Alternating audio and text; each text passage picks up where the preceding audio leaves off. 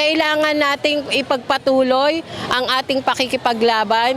Kailangan nating ipagpatuloy ang paglapag sa mga komunidad, sa mga paaralan, sa mga pagawaan para mas lalo pa nating ipakilala sa mga kababaihan at sa lahat ang kanyang mga karapatan. Dahil hangga't hindi natin nalalaman ang ating mga karapatan, natitigil tayo para tumindig at ipaglaban ito.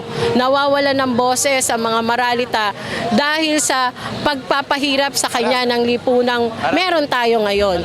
Kaya tama na sa kada taon, alalahanin pa natin ng mas matindi yung ginagawang example ng mga kababaihan mula doon sa pagpapanawagan ng nakabubuhay na sahod, mga batayang serbisyo at siyempre yung pagkilala sa ating mga batayang karapatan.